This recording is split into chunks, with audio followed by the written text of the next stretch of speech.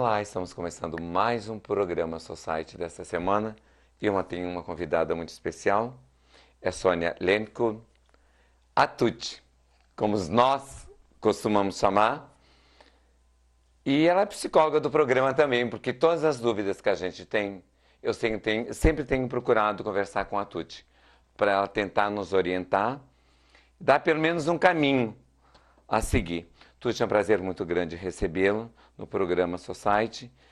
E hoje a gente vai abordar um tema que eu acho que não é nem modismo, mas está em alta e eu acho que as pessoas reclamam muito, o ato de trair. Ah, sim. Eu acho que está bem em voga, né? Está bem na atualidade mesmo. E Kiko, é sempre bom estar aqui contigo, te agradeço pelas oportunidades, também de mostrar o meu trabalho, né? Falando um pouco da terapia familiar sistêmica e a terapia de casais, a terapia individual e a terapia familiar. E essa questão do ato de trair, né, que ficou até muito bonito você chamar assim, apesar de ser uma reação das pessoas que traz muitas dificuldades, principalmente nos meios familiares.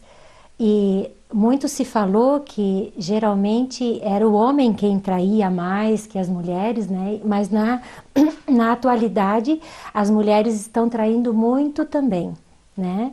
Muitas delas em busca de uma alternativa para pagar na mesma moeda quando foram traídas, muitas vezes para também experienciar essa questão do ato de trair.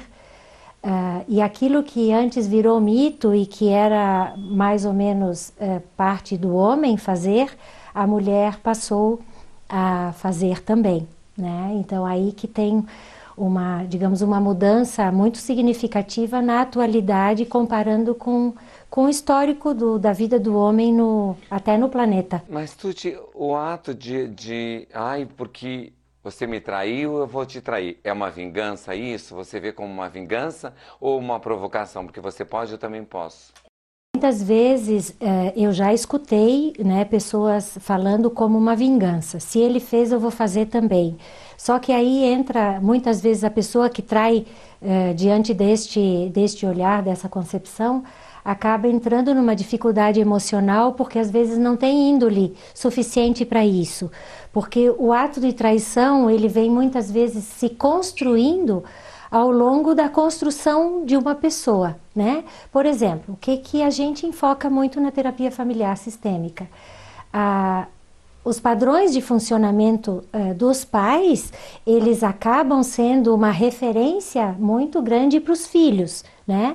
E essas referências, se existem na referência masculina ou feminina, o ato de trair, os filhos vão entendendo que isso é algo que pode acontecer. Só que, infelizmente ou felizmente, nem sempre essas questões de traição, elas são faladas, reveladas, mas assim, os sentimentos daquele que foi traído ou daquele que traiu, esses não tem como a pessoa deixar de emitir. Então os filhos pegam muitas vezes uma disfunção familiar na conjugalidade dos pais por um ato de traição, né? Ou muitas vezes a gente vê que antigamente as pessoas falavam que o homem podia trair, né? A mulher não. O homem podia iniciar atividade sexual antes das mulheres. Hoje em dia isso já mudou bastante, né? Mas então o que eu quero dizer é que os filhos, eles vão se construindo diante dessas lições familiares, né? E então, por conta disso, muitas vezes os filhos, quando se tornam adultos, eles traem, porque eles tiveram tudo isso num aprendizado, e é aprendizado mesmo, tá? Infelizmente, isso funciona para os filhos como um aprendizado. E junto disso tudo vem algo muito sério, que é o sofrimento emocional. Porque se um dos cônjuges resolve trair, ou tem isso como, digamos assim, construído ao longo da sua história de vida, isso traz sofrimento, né? Porque existe muitas vezes, antes da traição, um distanciamento emocional do casal, né? Ou a mulher na maternidade, quando ela inicia o processo de maternidade, vem os filhos, O casal muitas vezes não tem uma adaptação necessária para a chegada desses filhos, e a mulher vira muito mãe. E o marido, muitas vezes, ele fica mais de lado, né? E não se insere nesse contexto familiar como pai, o que é muito importante, mas existe aí uma movimentação que propicia o homem sair de casa, né? E a mulher, então, se deliciando muitas vezes com a maternidade, porque é uma delícia ser mãe, o homem se sente meio colocado de lado, e aí muitas vezes acontece a traição. A distância é um fator determinante para trair? Olha, fator determinante para trair com certeza não é, né? Muitas vezes o casal se distancia por questões profissionais, né?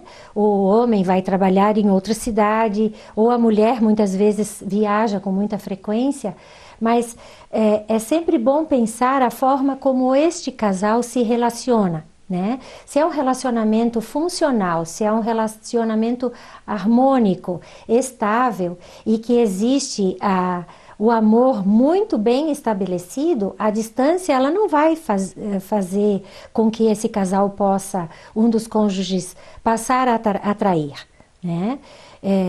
Se existe, então, neste cônjuge que se afasta do lar, um distanciamento afetivo, e se na história desse cônjuge também existiu traição, né? Não só propriamente do pai, da mãe, com relação a outra pessoa, mas muitas vezes até uma traição financeira, né? Mas a palavra traição, ela está lá computada no ser como demonstrações muito fortes emocionais disso. Então a distância pode ser um fator que propicie a traição? Sim, mas depende muito da história de cada um. Mas existe também, acredito que existe muitas fugas também no meio disso tudo, porque às vezes o homem quer ter um pouco de liberdade e às vezes não consegue. Eu acho que fora, eu estou trabalhando fora, eu vou vir uma vez cada 15 dias, uma vez por mês, cada 3 meses, e a minha casa sempre está tudo em ordem e eu aproveito fazer tudo que eu quiser lá fora. E olha, aí entra uma questão muito importante, Kiko, que é a questão da funcionalidade sexual do casal. Se é um casal que construiu ao longo do tempo de relacionamento uma sexualidade normal, equilibrada, isto é, que os dois têm prazer na cama, essa possibilidade da traição fica muito mais distanciada. Mas o que a gente percebe hoje, né?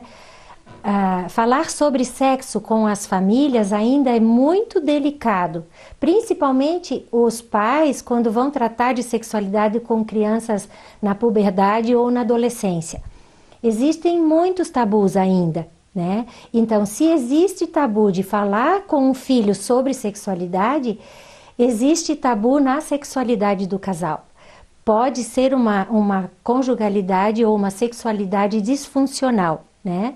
E quando a conjugalidade é disfuncional, com certeza existem muitos fatores que contribuem para isso, né? Muitas vezes são experiências passadas na infância, não propriamente se falando de abuso sexual, que aí seria o extremo, mas assim, de uma iniciação sexual não muito bem adequada, né? De uma disfuncionalidade da sexualidade dos próprios pais, né? Porque a gente aprende a sexualidade aonde? No meio familiar, na forma como o pai beija a mãe quando chega do trabalho, no aconchego de um abraço gostoso no sofá, quando os pais se recolhem para ter a intimidade no quarto deles, com a porta fechada, onde os filhos podem até adivinhar que os pais estão namorando, como a gente costuma ouvir falar, mas muito dessa sexualidade que ela é uma coisa natural no ser humano, mas que ela também é equilibrada. Agora, se ela é disfuncional, o casal então corre muitos riscos. Corre até o risco de não ficar junto, porque o sexo no casal ele é importantíssimo. Digamos que ele faz toda a manutenção do cotidiano, do dia a dia, né? Quando esse sexo é funcional e harmônico, o casal ganha muito. Tuti, por que no início do relacionamento a gente só percebe as qualidades com quem você tá. É impressionante isso, né? Gente, é tudo maravilhoso, tudo é muito lindo, tudo é muito colorido. Vai se passando os dias e as coisas vão se mudando para um outro lado. Ou é convivência, ou você está conhecendo a pessoa. O que é isso no teu ponto de vista? Então, eu acho que no início dos relacionamentos existe muito a paixão, né? E o que é a paixão? A paixão é aquele amor que vem vestido de paixão, que é muitas vezes avassalador. Então, tudo é bom, tudo é gostoso. E como o relacionamento está iniciando naquela novidade, né, que é o descobrimento de um e de outro, histórias de vida, aquilo que um gosta, o que o outro gosta, então tudo isso é muito motivador, né? Depois, com o passar do tempo, o casal já perde um pouco daquela paixão, não totalmente, porque eu te digo, somos casados, meu marido e eu, há 35 anos e nós sentimos paixão um pelo outro ainda, né? Então é sinal que o amor ele está frutificando. Só que isso precisa ser mantido, né? Isso precisa entrar como se fosse uma planta, né? Que a gente precisa regar 2 vezes, 3 vezes por semana, a gente precisa colocar essa planta no sol, a gente precisa adubar essa planta, a gente precisa às vezes cortar alguns galhos que estão secos. E o relacionamento conjugal, o relacionamento entre duas pessoas, quer seja conjugal ou não, ele precisa também deste aconchego, deste cuidar, deste amar, deste querer ficar junto, de ser gostoso ficar junto, né? Então, muitas vezes os relacionamentos mais fugazes, eles acabam perdendo um pouco daquilo que se diz de manutenção, de se fazer a manutenção, que é o amor, né? E aí as pessoas muitas vezes também não entram na intimidade um do outro, né, Kiko? O que é uma coisa que os casais também precisariam aprender. O que é entrar na intimidade um do outro? É poder conversar sobre as questões íntimas profundamente, né? Eu falar de mim, meu marido falar dele, e eu poder então entender num processo de empatia o que ele está sentindo diante de uma situação que ele está vivenciando. Como é que vai se dar a minha compreensão diante disso? E ele comigo da mesma forma, né? Então, isso a gente constrói no relacionamento quando um consegue entender e conhecer a intimidade um do outro. É interessante. Gente, a gente está indo para um breve intervalo comercial e a gente já está de volta. Nos aguarde com um minutinho só.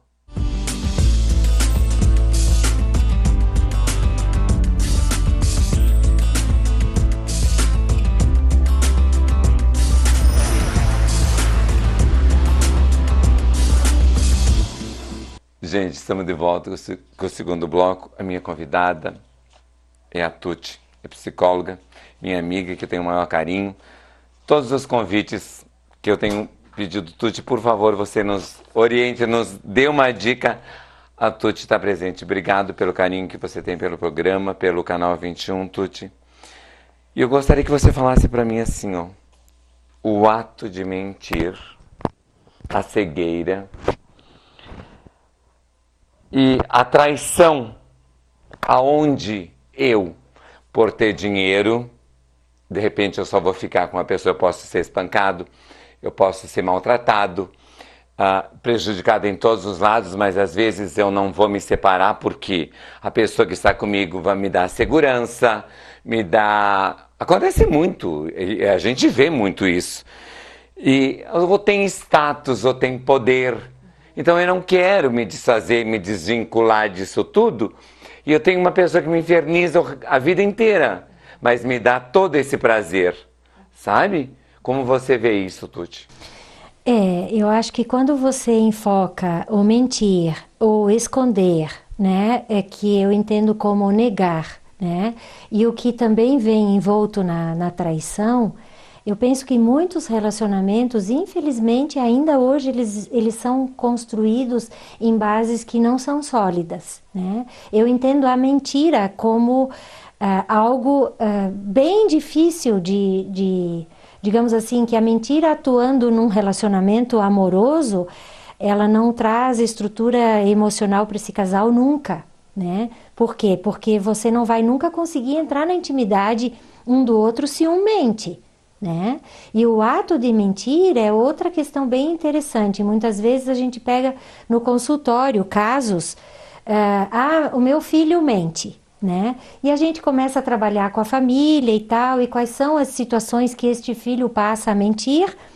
Aí, gradativamente, o padrão de funcionamento de um dos pais muitas vezes está baseado em inverdades, né? Em situações onde se oculta da criança a verdade e a criança passa então a mentir, né? São as mentirinhas, aquelas ditas saudáveis, que eu não sei o que tem de saudável nisso, Acho que mas nada. só desestrutura o meio familiar e impregna numa criança um padrão de funcionamento que vai ser muito difícil depois dela deixar de mentir, né? A questão da negação, né, de você negar aquilo que está acontecendo na realidade, infelizmente isso ainda é muito frequente nas famílias e nas relações conjugais ou amorosas. Porque dificilmente, assim, ou em casos mais raros, as pessoas lidam com a realidade diante de uma aceitação com uma estrutura emocional, né?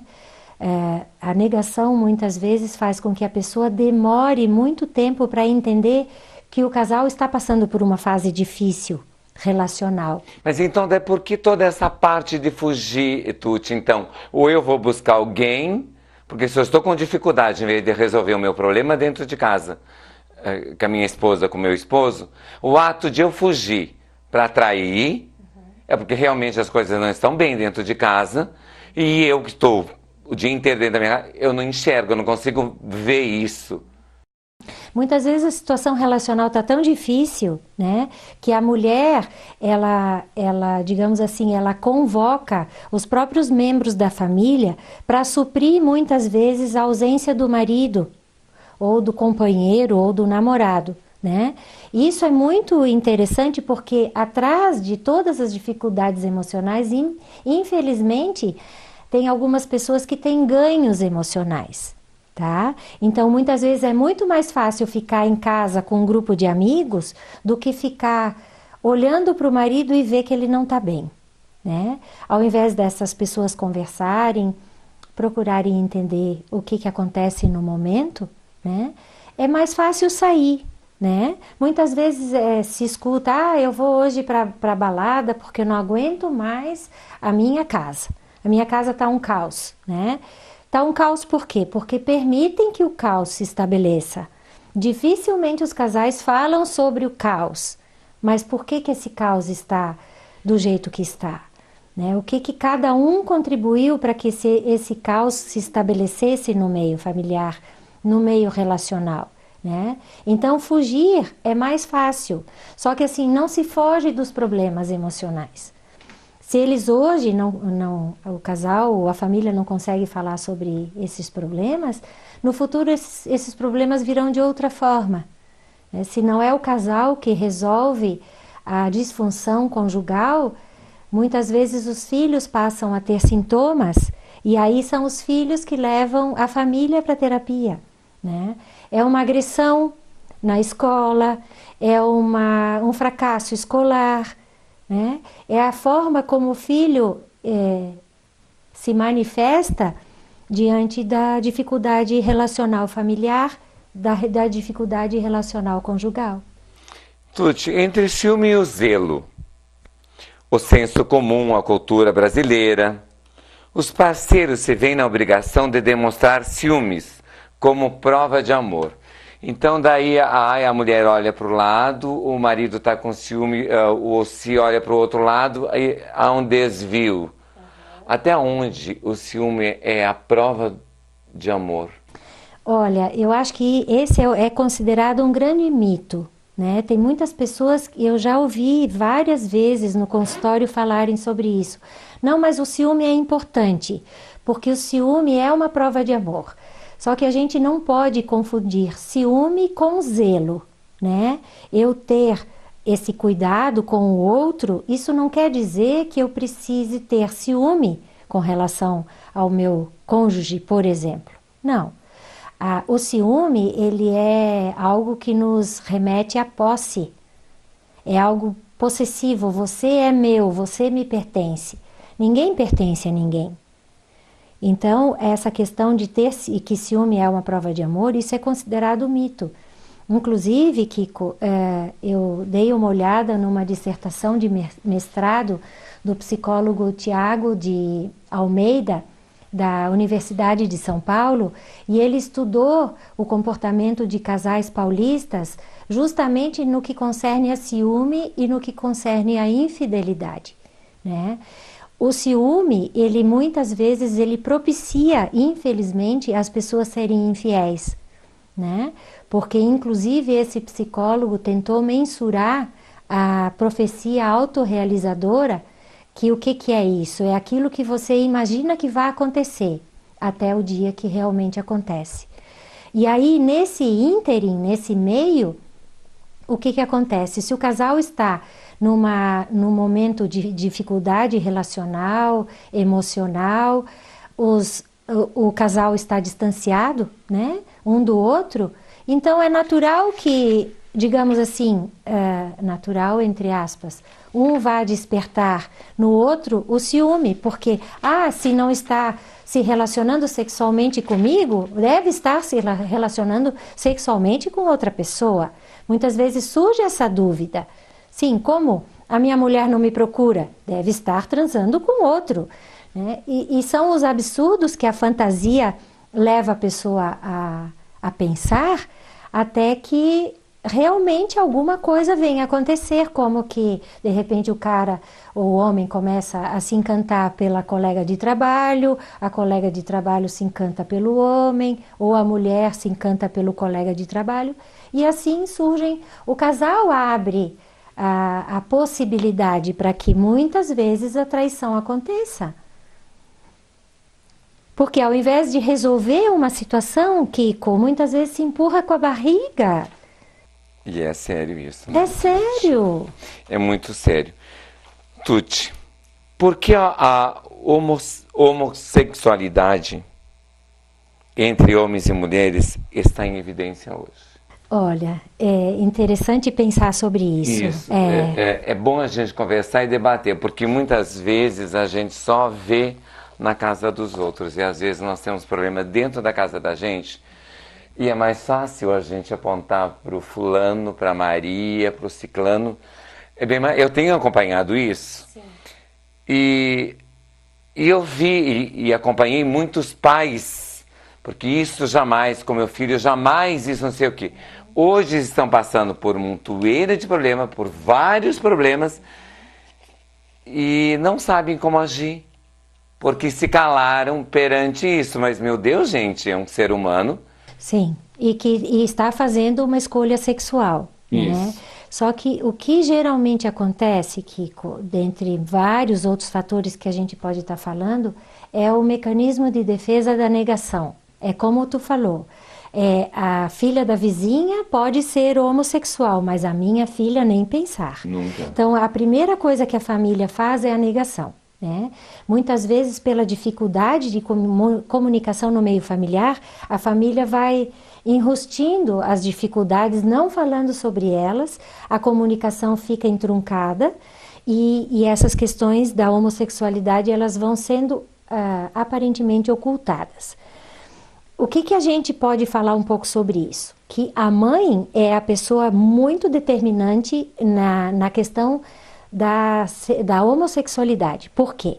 Muitas vezes, uma mãe muito evidente no meio familiar, ela propicia para que tanto o filho quanto a filha possa ter, digamos assim, manifestações homossexuais na adolescência. Às vezes até antes disso, né?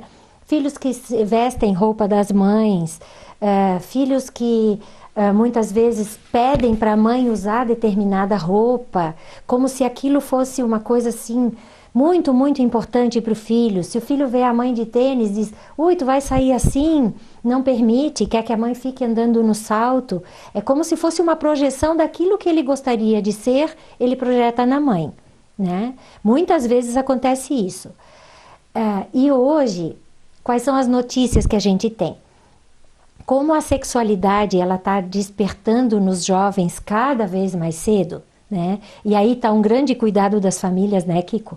Porque assim, ó, cada fase é importante que a criança, que o adolescente passe essa fase diante da fase que está passando, né? Hoje em dia a gente vê muitas vezes meninas de 9, 10 anos com o rímel nos olhos, delineador, batom, saia curta, sapato de saltinho, né?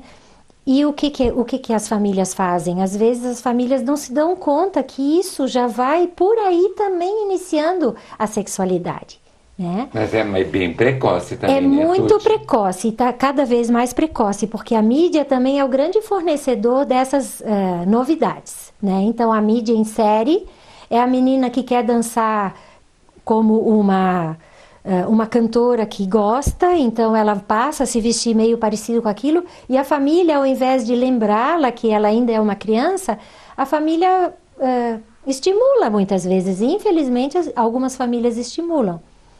Então, o que eu ia te falar da sexualidade, da homossexualidade, é que hoje em dia, como essa liberação sexual ela está mais em evidência, muitas meninas têm experimentado ficar com outras meninas no meio social para ver qual é, para ver como é que é, tá? E aí que é o alerta, né? É a tal coisa. A mãe muitas vezes sabe do que está acontecendo com a filha do vizinho, mas não aventa a possibilidade disso estar acontecendo na própria casa, né? E a fase da adolescência é uma fase limítrofe para que a pessoa escolha que opção sexual ela quer ter. Se ela realmente quer ficar com a homossexualidade e ter um relacionamento homoafetivo, ou se ela vai ter uma relação heterossexual, né? Então a adolescência é o momento especial para que a família fale sobre sexo. Mas é determinante isso, Tuti? Determinante. Existem casos, Kiko, que a homossexualidade não foi aceita na adolescência e logo após a adolescência, na idade de adulto jovem, e chega na fase dos 40, muitas vezes 40 e poucos, 50 anos, a pessoa realmente decide até se separar para assumir uma sexualidade que não tinha sido aceita, nem pela pessoa, pela própria pessoa, muito menos pela família, né? E a pessoa se torna extremamente infeliz, porque o estímulo sexual vem justamente para a pessoa do mesmo sexo. Mas e como que vê, Tuti? Como que tu consegues analisar, você como psicóloga, isso? Porque de repente é um casal. É um casal. O homem resolveu, eu não quero mais, eu estou sentindo atração por outra pessoa, eu tenho filhos. Mas existe é difícil para a criança ou para o jovem ou adolescente entender essa transformação toda. Mas está acontecendo muito. É uma coisa, isso é uma coisa muito rara, isso não acontece. Gente, acontece muito, a todo instante. Muito. E muitas vezes no meio familiar, onde de repente, vamos dar um exemplo assim, de um homem que se dá conta que ele tem... digamos assim, a sexualidade dele está inclinada para a homossexualidade, né? E aí, como isso está muito reprimido, chega uma hora que uma oportunidade aparece, essa pessoa tem realmente esse contato com outro homem, então descobre que a sexualidade dele é essa mesma e que foi muitas vezes negada. E só que o meio familiar, às vezes, é tão interessante, até parece uma coisa meio estratosférica, mas... dentro do núcleo familiar, muitas vezes existe algum membro da família que tem ojeriza homossexual, né? Que é a homofobia, né?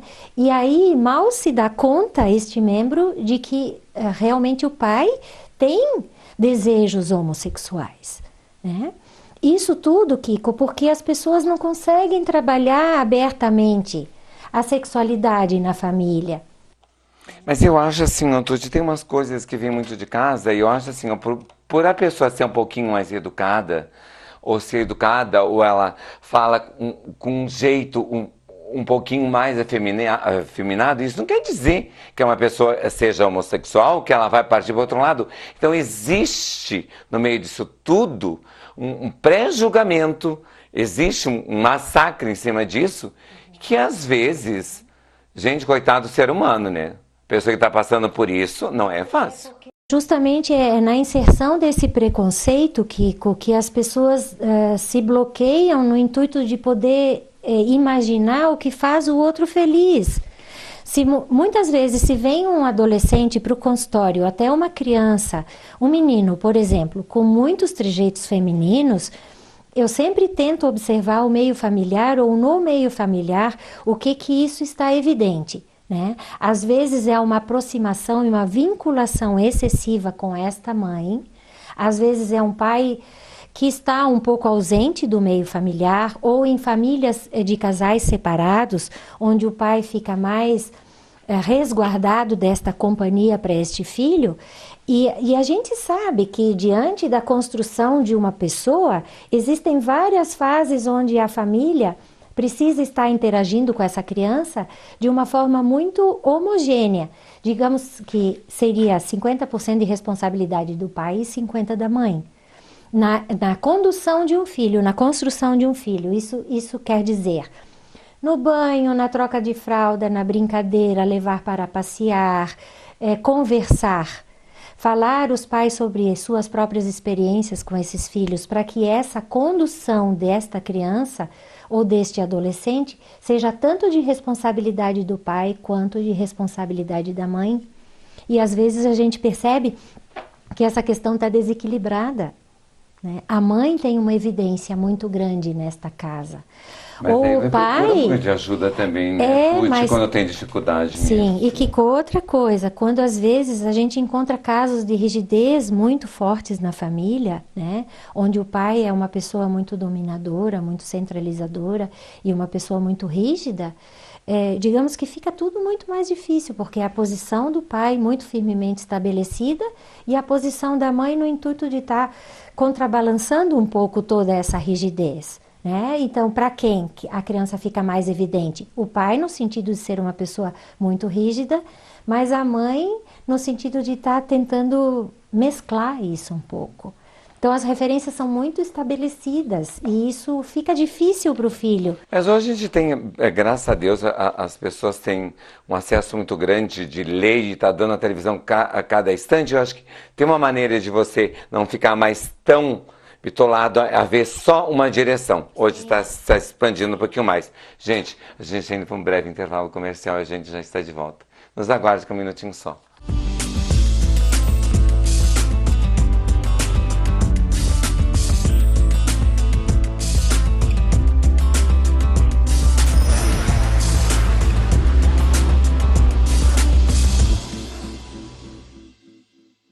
Gente, estamos de volta com o terceiro e último bloco. A minha convidada é a Tuti, uma excelente profissional, amiga minha, psicóloga. Tuti, por que, a partir de uma certa idade, a mulher já não quer mais, ela já não quer mais fazer sexo? Você vai me perguntar, mas por que você está me perguntando isso? Porque que idade que é essa? É uma situação meio complicada. Mas assim, tem uma certa idade, se ouve falar também, mas eu já não, eu já estou casado há 30, 40, 50 anos, eu já não quero mais fazer esse sexo. Muitas vezes a mulher vem fazer sexo por obrigação. Ou de repente, acredito também, que o marido pode se tornar uma pessoa chata porque bebeu, ou porque, sabe, ou tomou alguma medicação, e a mulher já não está mais com todo aquele estímulo. E aí ela não aguenta mais, acho que reza Pai Nosso, Ave Maria, ela reza o Siquério. Lixa a unha. Lixa a unha e ela não quer mais. Uhum. Porque a mulher tem uma sensibilidade diferente do homem. Porque o homem você encosta, é totalmente diferente. A mulher precisa, eu acho que, meu Deus do céu, precisa de carinho, precisa de afeto. Nessas alturas já do casamento já se criou uma, eu acho até, já vai na prática mesmo, como que é? E aí assim, ó, não querem mais. Então ou tomou remedinho azul, ou bebeu. Então eu acho que para a mulher é um sacrifício muito grande ficar aguentando ali um montão de tempo. Como que você vê isso? Eu mais uma vez puxo isso para a própria história do casal, né? Se o casal teve uma relação sexual funcional, vai chegar nessa fase, o casal já vai ter desenvolvido ou provavelmente desenvolva estratégias para ter ainda uma relação sexual prazerosa, né? Mesmo que tenha que contar com o comprimido azulzinho ou a mulher tenha que ter estímulos outros para que chegue na hora do ato sexual com desejo para isso. E esse desejo para a mulher é a tal história, ele é construído muitas vezes de véspera ou no café da manhã, né? Diante de uma conversa legal entre o marido e a mulher. Agora, se a relação for difícil ou se a comunicação for entroncada entre o casal, vai chegar na hora do sexo, a mulher muitas vezes não vai ter prazer mesmo, porque muitas vezes o marido não foi tão delicado como poderia ser, ou a mulher não teve digamos, estímulo, ou se está numa época da vida onde o nível de estrogênio já começa a baixar lá pelos 45 ou às vezes antes disso, e que a mulher perde a libido. Então, se o homem não tem estratégias para que essa mulher se sinta ou tenha a necessidade do sexo, o sexo acaba sendo um saco mesmo. E quanto mais à noite, muitas vezes tarde, quando o marido já tomou algumas taças de vinho ou alguns copos de cerveja, a ereção já fica difícil e a ejaculação mais difícil ainda. E aí que entra aquilo que tu falou, que às vezes reza o sequério, faz a unha, lê um pedaço do livro e nada se finaliza, né? Aí fica uma coisa muito de obrigação, de manter uma certa regularidade de relação sexual. Mas parece que a mulher tem a obrigação de fazer o sexo. Já é um tema, já. Então, mas isso é uma coisa bem antiga também. Mas ainda... pode ser antiga, mas ainda prevalece a mulher as tem que leis. servir. Não adianta. Porque os homens ou mulheres... né, mais velhos, sentem atração por pessoas mais jovens. As mulheres também. Também, não. Hoje existe igualdade. Não tem mais, porque o homem só quer menininha. A mulher, queira ou não queira também. Sim. Eu acho que a mulher, nessas alturas... Se tá com o marido lá, que já não dá mais. Sim, esse não dá relacionamento mais tá ruim lá, não. Vamos trocar por uma coisa mais nova, então. Porque o homem pode, eu não posso? Pode, não tenha dúvida nenhuma. Com certeza. Como você vê isso?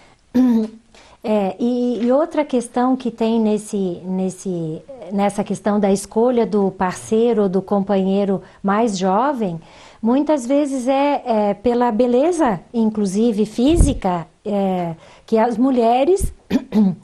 tem aos 30 anos, 40, diferente das mulheres aos 60 anos, por exemplo. E com o homem acontece a mesma coisa, né? E como o apelo hoje, no Brasil isso é muito sério, né? Que o apelo no Brasil é por pessoas bonitas, magras, bem-sucedidas, bem vestidas, com tudo em cima e com tudo de bom, inclusive profissionalmente, né? Esse apelo ele começa a se também infiltrar nas relações com pessoas mais sérias, mais velhas, quer dizer. A questão do homem, por exemplo, muitas vezes sai de um relacionamento conturbado, se separa da esposa, e aí tem a possibilidade de se relacionar com uma mulher mais jovem. A mulher, a mesma coisa. Mas, Tuti, existe também um lado nessa história, existe um lado financeiro também que conta... Porque muitas vezes homens e meninos e meninas também têm buscado no sexo uma sobrevivência, aonde essas pessoas também pagam para fazer sexo. Sabe? Como que você vê isso? É um comércio, né? Muitas vezes as pessoas viajam os próprios hotéis muitas vezes oferecem uma carta, né? Álbum de fotografias onde a pessoa escolhe o homem ou a mulher, né? Dependendo até de relações homoafetivas mesmo, né? Homossexuais. Nos cruzeiros isso também muitas vezes acontece, né? Então, lógico que é um meio de ganhar a vida. É uma opção, gente. É uma opção. Muitas vezes uma pessoa fazendo faculdade não encontra meios de pagar essa faculdade e recorre ao sexo, né? Eu digo que são opções que as pessoas têm. Porque o que é proibido é melhor? Porque tudo mais escondido parece que tem um outro sabor. Pois Você já é. deve ter ouvido isso no consultório várias vezes e por vários momentos da tua vida. Como você vê Às isso? vezes, né, entra até o contexto de novo, o contexto histórico da pessoa que para experienciar novas sensações, novos relacionamentos, se permite, né, a fazer aquilo que é o proibido, entre aspas. Aí parece que é mais gostoso, né? Eu acho que isso tem muito a ver com a própria história da pessoa, quando a pessoa viveu numa situação muito rígida e que não pôde, digamos assim, ter uma adolescência saudável, e inclusive no sentido de transgredir em pequenos atos, né? Mas pôde fazer diferente daquilo que a família, de uma forma às vezes muito rígida, deseja que fizesse ou desejaria que fizesse, né? Então esse proibido ele passa a ser mais gostoso nesse caso, né? Mas quem teve uma infância legal, uma adolescência que teve um pouco dessa transgressão, porque famílias é normal, o adolescente precisa às vezes transgredir, né? E as famílias entendem isso como uma rebeldia. Meu filho está rebelde. É que o filho está construindo nesta fase a própria identidade. Então, muitas vezes, os conceitos do pai, os conceitos da mãe, não são os conceitos que a criança quer levar adiante. Quer fazer muito parecido, mas às vezes não igual, né? E as famílias não entendem isso. Então, eu acho que o que você fala com relação ao proibido, que é mais gostoso, eu acho que são pessoas que viveram dentro de contextos de vida muito, muito rígidos e que chegam a um determinado ponto da vida, quer experimentar.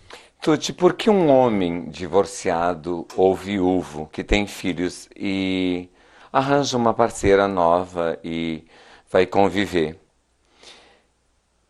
Por que se sente essa insegurança de se envolver e o medo de se envolver novamente com uma outra pessoa?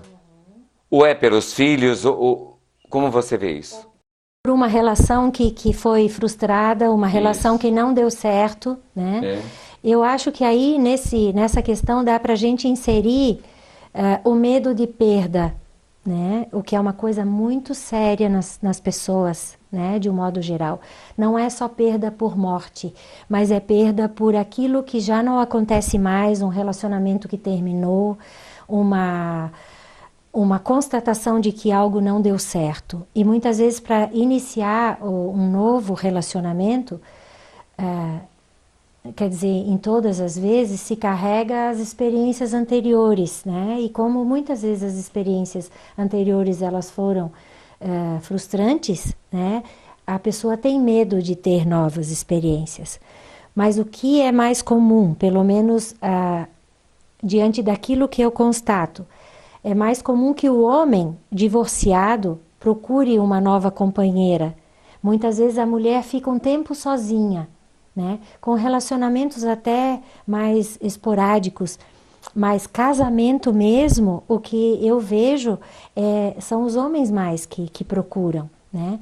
Então, com uma nova família, com filhos da atual esposa e os filhos do casamento anterior, eu acho que tem que abrir aí uma série de possibilidades de comunicação, de conversação, tudo muito real e natural. para que essa família possa interagir de uma maneira saudável e que possa ser dado um momento de adaptação para cada um, né? Sempre tudo muito declarado para esses filhos do que o novo casal deseja fazer. Se as crianças ou os filhos não têm acesso a essas novas oportunidades, como realmente um casamento ou um relacionamento mais firme, os filhos não se integram a esta nova família. Tuti, uma receita para um bom casamento dar certo. É como receita de bolo, De bolo, né? Se você tem uma receita de bolo e você me empresta ou você me dá essa receita para eu fazer o meu próprio bolo, nem sempre este bolo sai tão bom quanto o seu bolo. Eu digo que cada casal, ele tem digamos que o convívio, ele precisa ser descoberto, Kiko, descoberto. É como essa planta que eu falei antes, ela precisa de luz solar, de água, de adubo, o local que essa planta está precisa ser um local adequado, né? Então, todas essas condições de cuidado que a gente oferece à planta, a gente deve colocar no relacionamento conjugal, amoroso, qualquer tipo de relacionamento. Por quê? Porque todos nós gostamos de ser cuidados, né? Todos nós gostamos de ser acariciados. Mas nós precisamos entender o momento do outro. E entendendo isso, a gente se coloca no lugar do outro e a gente consegue, então, desenvolver um relacionamento funcional, harmônico, amoroso, né? Eu acredito que o amor é o grande mantenedor ainda das relações amorosas. Relações de namoro, conjugais, todas elas, né?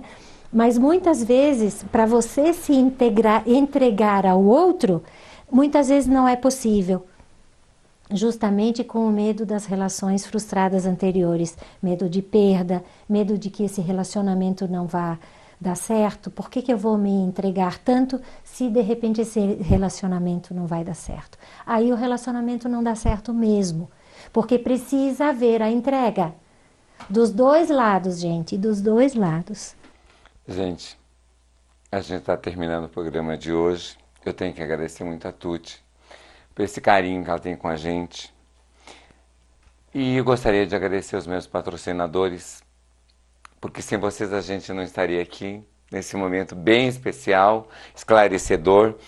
Tuti, eu gostaria que você deixasse uma mensagem para a gente, para quem está assistindo a gente, o Canal 21, que está fazendo 5 anos, por você e com você a gente faz, né? Graças a Deus nós estamos completando 5 anos, é uma coisa muito legal para nós, Concórdia. 5 anos tem a TV Concórdia. E eu estou na TV Concórdia, acho que faz uns 3 anos já. E até comentei esses dias. E você sempre foi, eu acho que todas as vezes que eu precisei de uma mão, de um amparo, você sempre esteve presente. Então você já faz parte do 21, do Canal 21, do programa Society. Tu deixa uma mensagem pra gente? Sim, eu fico muito feliz de poder contribuir, né, com o meu trabalho, com o meu conhecimento, com a minha experiência de vida, com a minha experiência como terapeuta também. E como uma mensagem final, eu deixaria a possibilidade dos casais conversarem sobre a relação, né? É muito comum a mulher querer conversar, e é comum também o homem não querer conversar, né? Então, se o casal desenvolve essa conversa, essa relação aberta, com bastante intimidade, não tem como o relacionamento não dar certo. E tem uma outra questão bem importante no que concerne a essa questão de manutenção de relacionamento, o que é o ideal para um relacionamento conjugal. Muitas vezes nós viemos de famílias onde a conjugalidade dos nossos pais eram disfuncionais, né? E o que a gente reproduz? E reproduz mesmo, muitas vezes uma conjugalidade muito semelhante, muito parecida, né?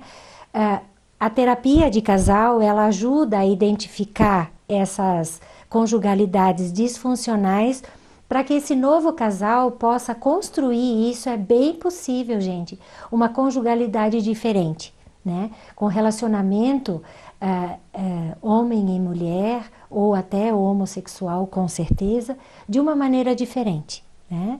Então, a terapia está aí, né, para que as pessoas façam uso, utilizem mesmo. Hoje em dia, ainda bem que as pessoas já não têm tanta resistência ao trabalho do psicólogo em si, e ajuda sempre muito, muito, muito. Eu digo que muitas vezes são famílias ou casais que não permanecem em terapia, mas a semente foi plantada, né? Eu ouço de muitas pessoas, muitas vezes, tempos depois que a pessoa para de fazer terapia: Tuti, eu ainda lembro do que você falava, né? Geralmente ligado àquela comunicação para os filhos da realidade que a família está vivendo, né? Isso é uma coisa muito importante para que todo mundo pense a importância da comunicação para os filhos daquilo que está acontecendo no meio familiar, né? Então agradeço, Kiko, mais uma vez essa oportunidade, e com certeza eu vou estar disponível para estar aqui com você em outras oportunidades. Muito obrigada.